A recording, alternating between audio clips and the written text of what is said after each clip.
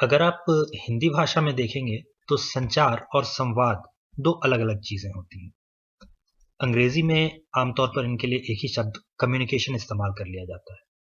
अकादमिक परिभाषा से भी और इस्तेमाल के तौर पे भी ये दोनों अलग-अलग चीजें हैं। संवाद के जब दो पक्ष होते हैं तो एक पक्ष अपना संवाद प्रेषित करता है और बदले में प्रत्युत्तर ग्रहण भी करता है। फिर दूसरा पक्ष भी ऐसा ही करेगा। संचार में केवल एक पक्ष अपना संदेश प्रसारित करता है। संदेश ग्रहण किया गया या नहीं, वो श्रोता, पाठक या दर्शकों तक कितना सही पहुंचा, उसका सही समझा गया कि नहीं, इन सबसे संचार में ज्यादा मतलब नहीं रहता। सबसे बड़ी बात यह है कि संचार लोकतांत्रिक नहीं है। संदेश ग्रहण करने वाले के प्रत्युत्तर से संचार को कोई मतलब नहीं होता।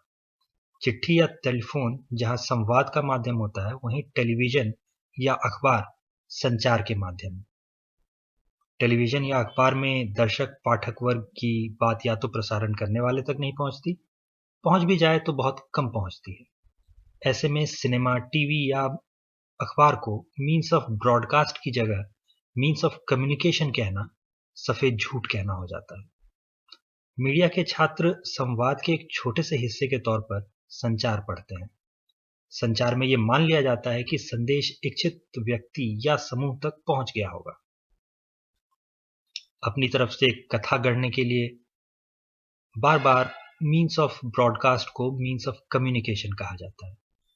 यहां मामला लॉस्ट इन ट्रांसलेशन का बिल्कुल नहीं होता। संवाद के द्विपक्षीय होने का मतलब यह होता है कि दोनों पक्षों को अपनी बात रखने का बराबर मौका मिल रहा है। संचार में ऐसे बराबरी के मौके उपलब्ध नहीं होते। एक नैरेटिव बिल्ड करने के लिए या कहानी गढ़ने के लिए बार बार संचार को संवाद या ब्रॉडकास्ट को कम्युनिकेशन कहा जाता है। ऐसे में धोखाधड़ी आसान हो जाती है। जिस पर निष्पक्षता का विश्वास हो, उसके लिए छल करना थोड़ा आसान हो जाता है। आप अखबार खरीद कर पढ़ते हैं, न्यूज चैनल भी सब्सक्राइब करके केबल ऑपरेटर को शुल्क देकर लिए जाते हैं, लेकिन फिर भी पेड मीडिया को आम बोलचाल के तौर पर मेन स्ट्रीम मीडिया कहा जाने लगा है। देखा जाए तो जिसे मेन स्ट्रीम मीडिया कहा जाता है वो एक कार्टेल या कहिए कि गिरोह की तरह ऑपरेट कर रहा होता है। इलाके पे कब्जा करना गिरोह का सबसे पहला काम होता है। अपना धंधा उसे इस इलाके में कम अच्छा चल रहा हो तो भी वो किसी और को उस इलाके में घुसने नहीं देना चाहेगा। इसके लिए वो तमाम तरह के हथकंडे भी इस्तेमाल करता है। जो लोग बाजार से वाकिफ होंगे उन्होंने देखा होगा कैसे किसी नए दुकानदार की दुकान बंद करवानी हो तो उसके दुकान के आसपास की नाली तोड़ दी जाती है या कचरा पेटी दुकान के पास रखवानी शुरू कर दी जाती है। ये शांतिपूर्ण तरीके हैं जिससे ग्राहकों का दुकान में आना जाना कम या बंद करवाया जाता है। अब आखिर जहां कबाड़ फैला हो, दुकान तक पहुंचने के लिए बदबूदार नाली के पानी को पार करना हो, वो ऐसी जगह पे दुकानदार में ग्राहक क्यों जाना चाहेगा। जिन गिरोहों को मेन स्ट्रीम मीडिया के नाम से आप जानते हैं, उनके धंधे को तकनीकी विकास ने चुनौती दी। पहले जहां लाइसेंस परमिट की वजह से धंधे में घुसना नामुमकिन था, वहां सोशल मीडिया के आ जाने से ऐसी पाबंदियां नहीं रह गई। दूसरा कारण था आर्थिक। एक न्यूज चैनल का सेटअप महंगा सौदा है, हर एक आदमी नहीं कर सकता। अगर पैसे हों भी तो कैमरा, विश्लेषण, प्रचार जैसे मामलों के विशेषज्ञ किसी छोटी जगह में जुटा नहीं सकते आप। मतलब साफ, किसी बड़े शहर में रहने वाला पूंजीपति ही ये माध्यम इस्तेमाल कर सकता है। जनता के लिए जनता द्वारा चलाया जाने वाला लोकतंत्र और उसका चौथा खंभा आम आदमी की पहुंच से दूर, सिर्फ एक अभिजात्य वर्ग की बपौती। सस्ती दरों पर उपलब्ध इंटरनेट, दूर दराज पहुंच रहे स्मार्टफोन, वेबसाइट बनाने की गिरी हुई कीमत और साथ ही नॉलेज प्रोसेस आउटसोर्सिंग का मेल हुआ तो ये समस्या ही खत्म हो गई। कई अलग अलग जगह बैठे लोग ईमेल और सोशल मीडिया के जरिए एक लेख तैयार कर सकते थे। फिर किसी तीसरी, चौथी या पांचवी जगह बैठा कोई आदमी उसे इंटरनेट पे डाल देता। फिर सोशल मीडिया से इसका प्रचार भी हो जाता। आसान हो गया था। ये तरीका सेंट्रलाइज्ड नहीं था, कोई केंद्र नहीं, बिखरे हुए जनसमूह ने किया था। इसलिए यहां वही समस्या हुई जो हिंदुओं को कुचलने में सिमेंटिक मजहबों को हुई थी।